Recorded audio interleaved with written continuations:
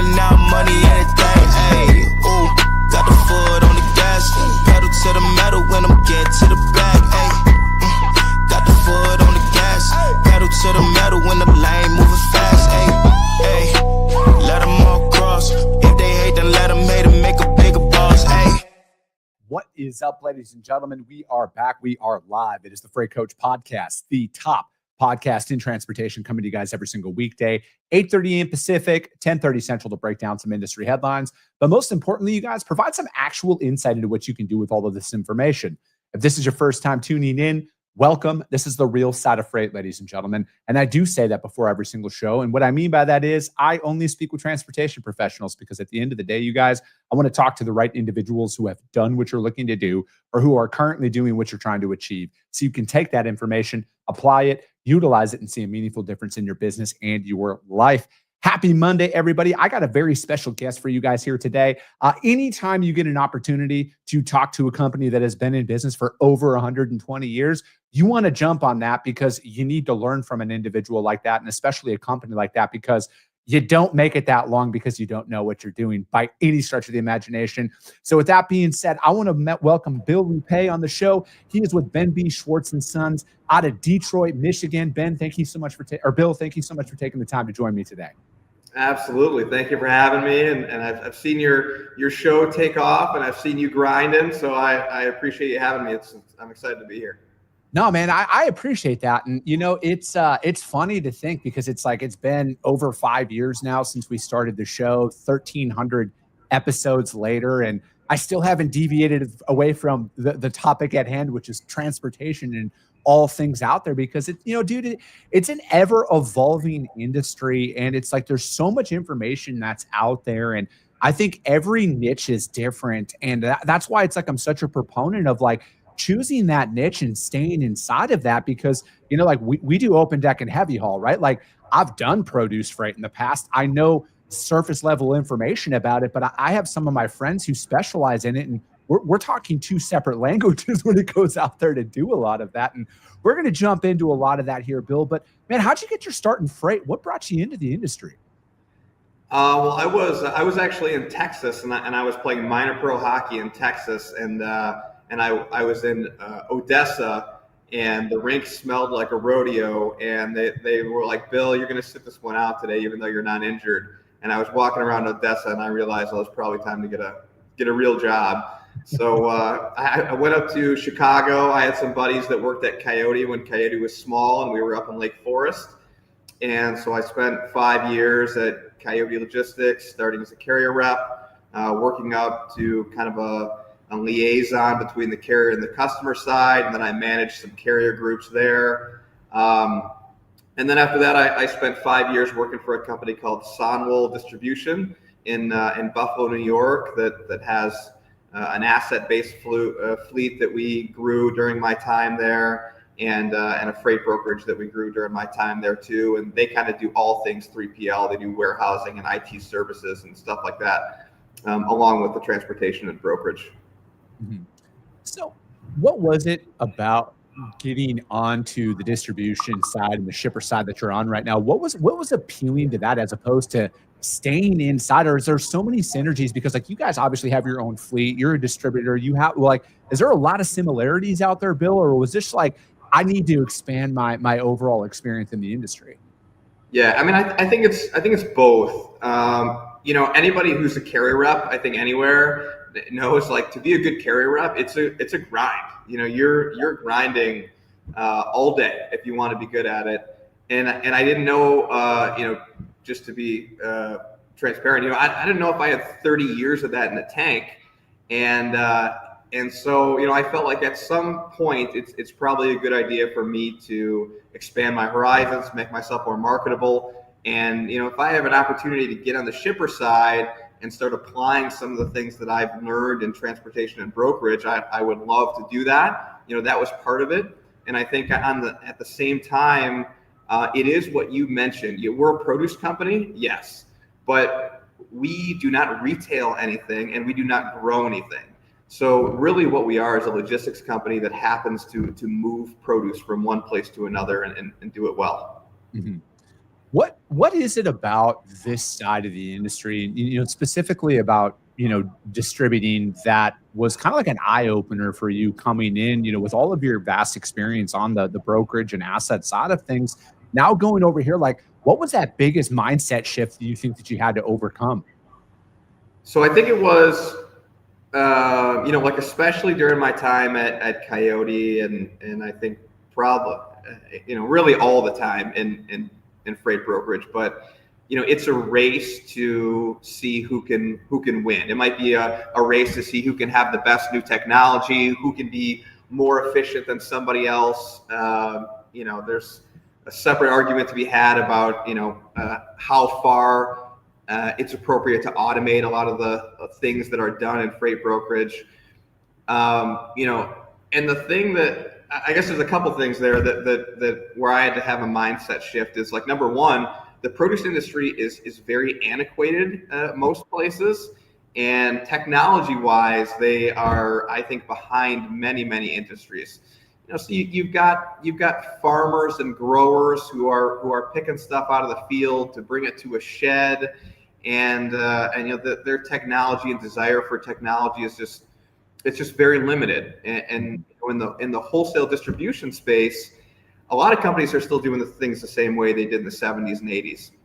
So it was a shift for me to go from, okay, like I'm at Coyote and we're competing with Command, and we're competing with Uber or Arrive or whoever's around at the time, and like everybody's in this competition for technology and who can be more efficient faster.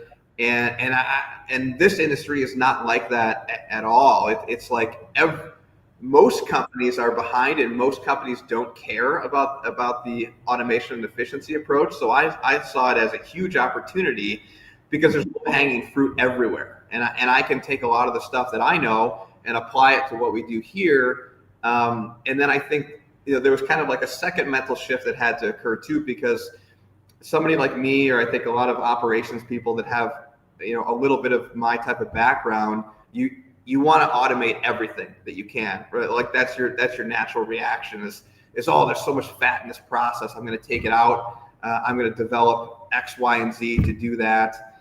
And what was important for me is realizing the customers here don't always care about that. And so I have to weigh, nobody's got a never-ending supply of development or IT resources either. You've got to prioritize what you're doing. And so, what I had to think about and just pace a little bit is, what are my customers going to value, and let me make sure that I put my dollars towards what they're going to value before I just automate something internally for the sake of automating it.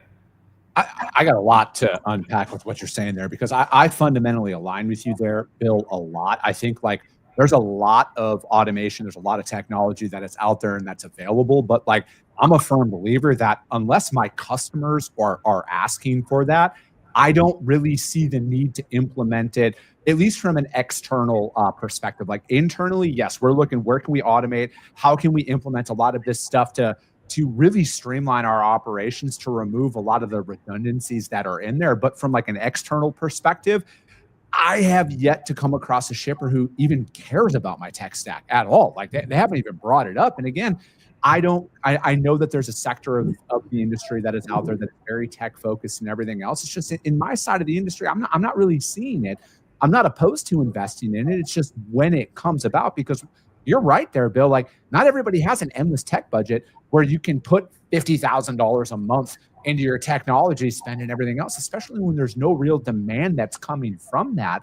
And, I look at it as what, how are you guys out there, balancing that out, especially, you're talking about a lot of your grower partners and everything that are out there. Like, what's important to them?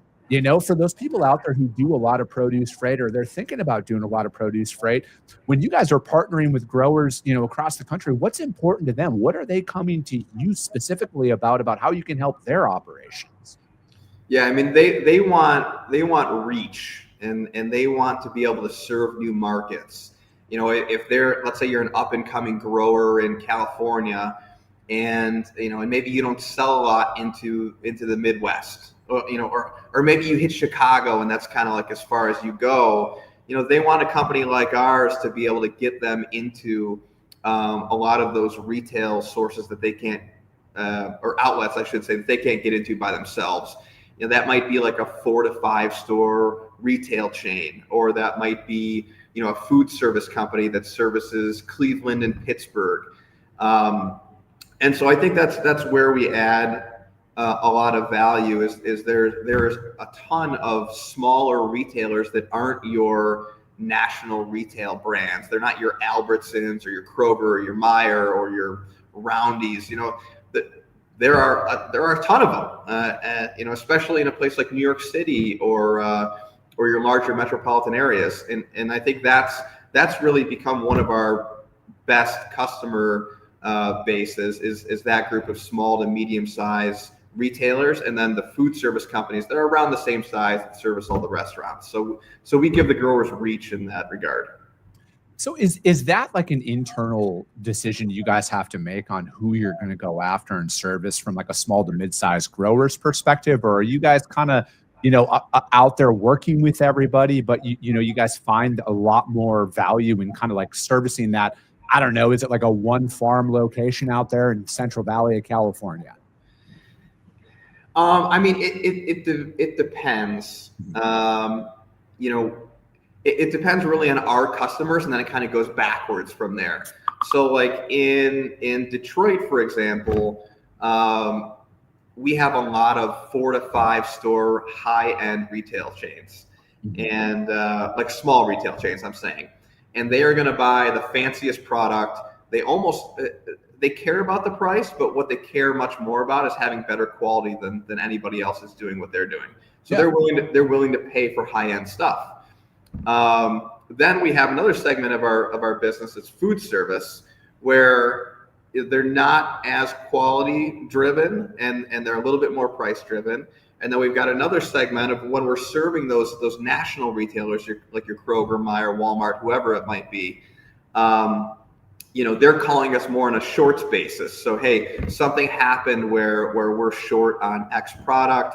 We need you to deliver us some at the very last minute because something happened that we didn't foresee. And again, they're also in that segment not looking for the best product that they can possibly find. That they don't have the money to pay for. It just doesn't work in their business model. So we take all those things and then we go backwards, because we have to now source what best fits each one of our customer outlets. And we can't have too much of one thing and not enough of another. And that's really our job, is to figure out what exactly is that quality level that our customer base is demanding.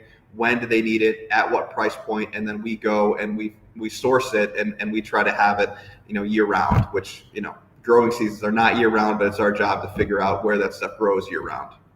Is that how you guys, to kind of like shift into like a little bit of a freight question here, is that how you guys decide when you utilize your own assets or utilize an outside provider to help you guys source that? If it's that, large retailer, it's a last minute, hey, we need something here. Is it a lot easier to utilize your own capacity than to ever go out there? Or is it specifically, or is it like, commodity specific in that moment? It's like, hey, it's grow season. We got to get this out of Nogales, Arizona right now. We don't have a truck out there. Let's use somebody else for this one.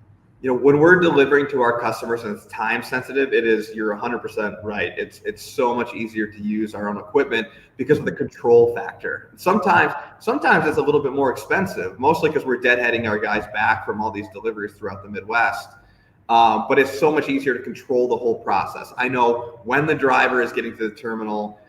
I talk to the guy all the time. He's going to get in our truck. We have our Samsara in it.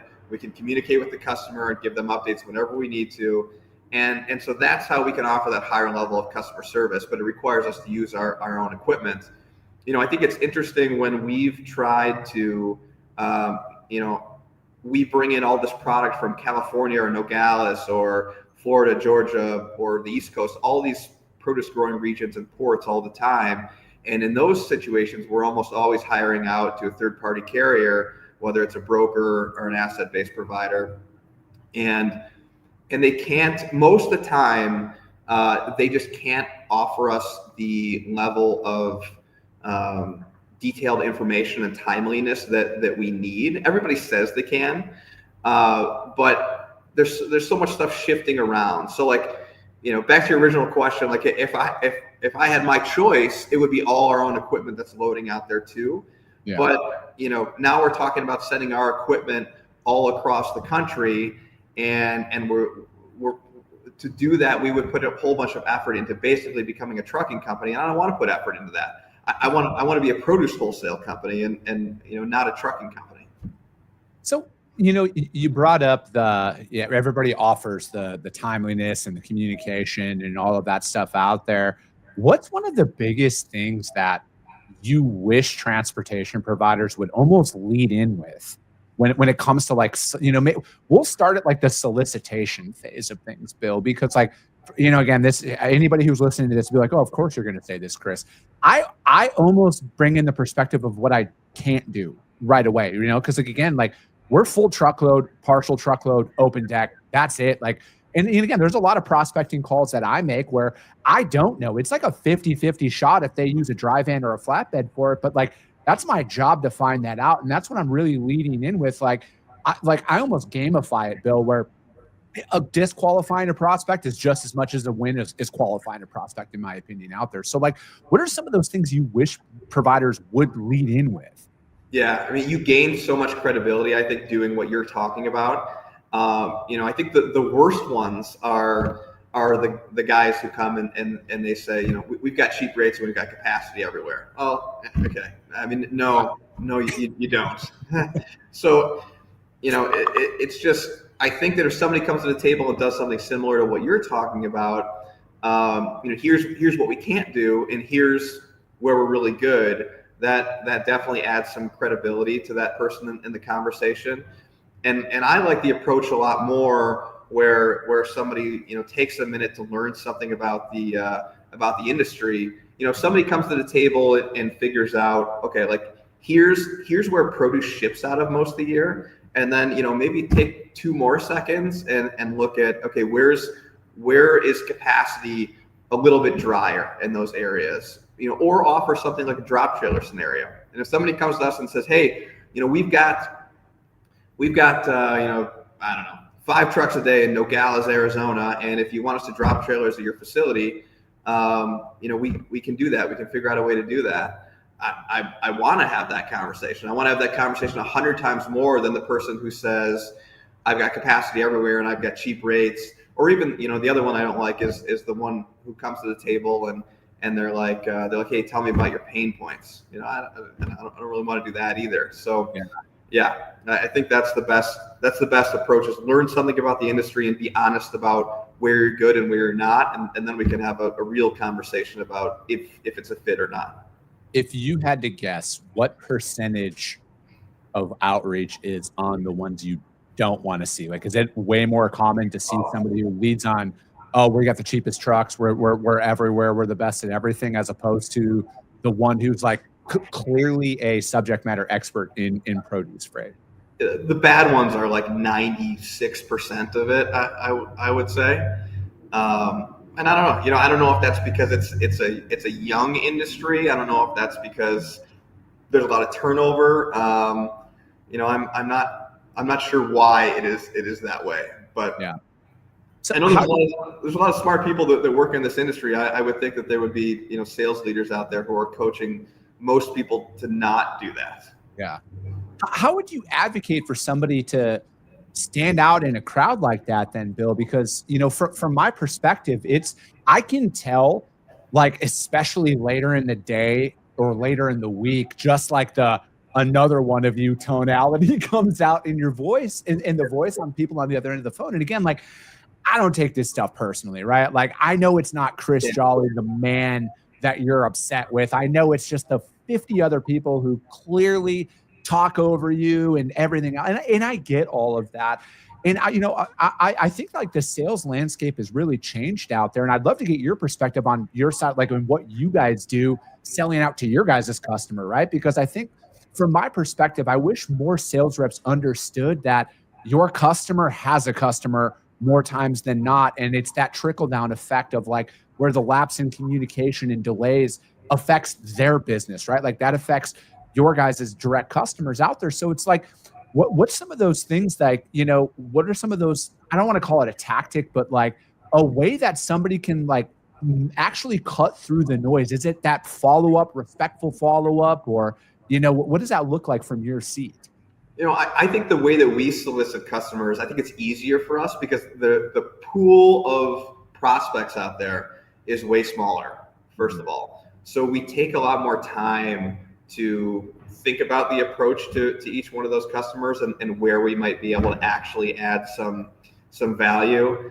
And I think that helps us a lot. I think at the end of the day, it's very much the same. Whereas if you get an opportunity, it's not going to come in the way you want it to come. So like for us, we would love to have some national grocery chain come to us and say, hey, we want you guys to send us 10 loads a day.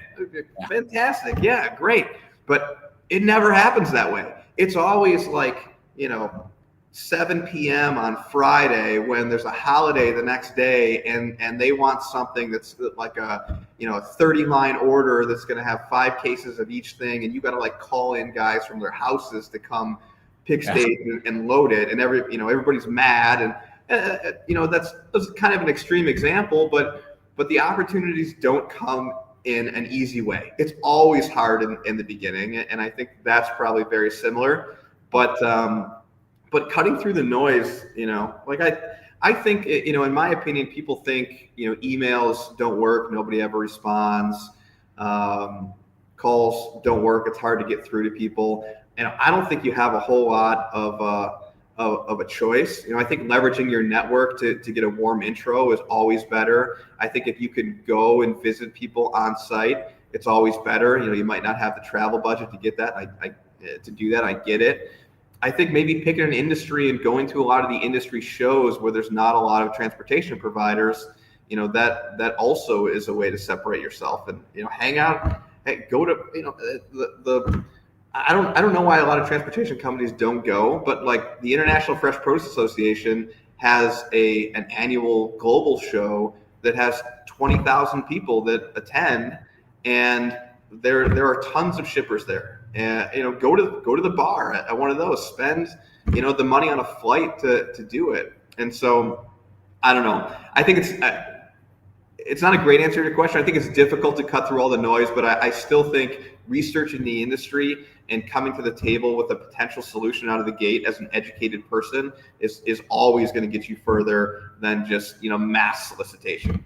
Yeah, I look at it, Bill, that I think that, and I'm sure you guys deal with this as well, right? Like every prospect is different, right? And you have to have a multi-pronged sales approach that's out there. And that's why, like, I love cold calling people, like, because at the end of the day, you get a lot of information in like 15 seconds, right? Where they're going to be like, no, it's only email, or it's only this person, or it's this person, they're on vacation, whatever it is. And I think like in today's environment, you have to be able to speak on the phone. You have to be willing to go meet people in person. You have to be able to email, and you have to be able to utilize LinkedIn and social media to your benefit, and not the overly spammy stuff that kind of comes along with it. But again, the power's in the follow-up. And I also, I think a lot of my perspective changed on this when I started my own company is it's like, it's so much cheaper to keep a customer than it is to go out there and find new customers, because it takes a lot of work to onboard anybody. And there's competitors in any space. And I don't know if it was just ignorance when I was younger or not, but like now, like I get it, right? Like I want to add value to my customers when I'm out there. Like even though transportation is an expense for them, I want them to view it as like a clear ROI, because every time I ship something to their customers, I want their customers to be like, dang, nobody ships this like it to our facility. So then they keep wanting to buy back. And I'm sure that's an internal battle that you guys, and I know a lot of shippers on the open deck side, that's why they privatized their fleet, because it's like they couldn't control it. And that was costing them business that comes along with it. And I just look at it like, communication is everything, right? And your ability to communicate when things are going wrong is actually the greatest value add you can add to your customers, because that will solve all your problems. Because everybody understands things happen. What they don't understand is, why did you not bring it to my attention sooner? Yeah, 100%. Same thing in our business, and that's when our customers are frustrated is when they're surprised. Hey, you short shipped me 2 pallets and you didn't tell me about it until it showed up at my dock. That's not really going to work. And I think that that we try to be better than everybody else so that we're winning in that form of communication. This is a difficult industry because as soon as you pick the item from the vine or the tree or whatever it is, it's dying, right? This is not widgets in the warehouse. This stuff has days, if not hours, for us to turn it around in our warehouse if we want to keep it fresh for our customers. And so that's a big challenge in itself. But we're always trying to figure out from our customers, and I think you brought up a great point. Some of the easiest business growth is often in your book of business that you already have. And I think we've been looking at that a lot over the last couple of years, going to these customers that we already have these relationships with and getting feedback from them. Okay, where are we winning? And where are our competitors winning? And give us some feedback. What do you think we're not doing well? What are our customers doing really well? Are our competitors doing really well that you really like? And having those conversations internally and figuring out, okay, if we can go to each pre-existing client that we have and maximize the potential business from them, there is a lot of growth to be had there. What does innovation look like in your side of the industry, Bill? Like, where does it go from here? Because it's like, you obviously can't choose too many new ways to grow food, right? Like, I think that's pretty much well established, that's out there. Do you see any real thing coming in? Because like technology, again, there's a lot of small operations out there. Technology might not be the focus. What's that innovation look like over the next 5 years? Yeah, I mean, you can't change the way stuff's grown. I mean, they are working on changing it through genetics and stuff. For sure.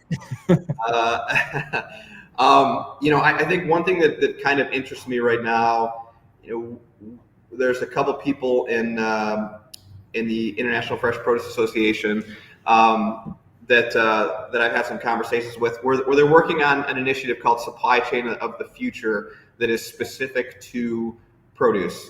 And cold chain is obviously very important in our line of work. What they're trying to do in the big picture is, as soon as that item is picked off the tree and harvested, we're date coding everything, we're lot coding everything. What we really want is a way to trace it through the entire process, from the time it gets picked off the tree to the shed that it goes to, onto the truck that it goes to the distribution point, to the store, to the customer.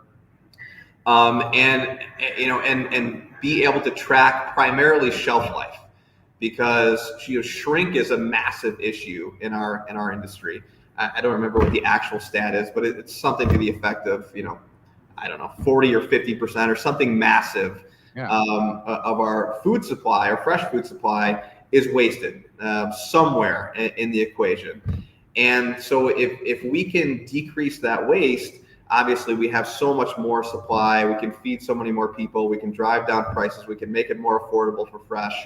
And so anyways, the Supply Chain of the Future initiative is, that's one of the things it's doing is tracking shelf life on that item throughout the process and making sure that we're shipping everything most efficiently so that we have maximum shelf life by the time it gets to the stores.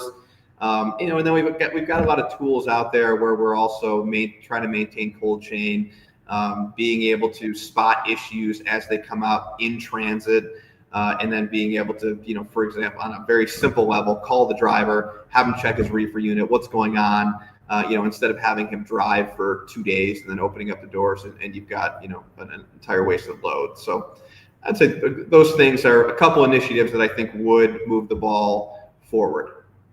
Perfect. Bill, I appreciate your time this morning, man. This flew by. I knew it was going to fly by, but hey, if you want to put your contact information out there, I'm going to let you decide.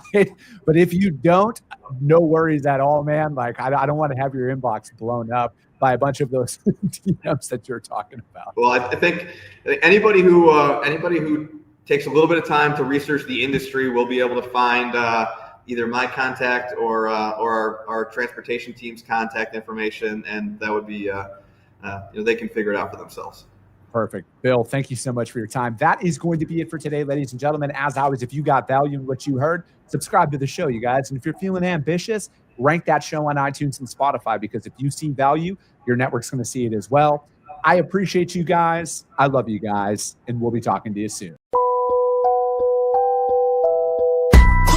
Came back with a bang.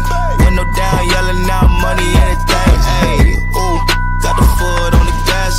Pedal to the metal when I'm getting to the back. Ayy, got the foot on the gas. Pedal to the metal when the lane moves.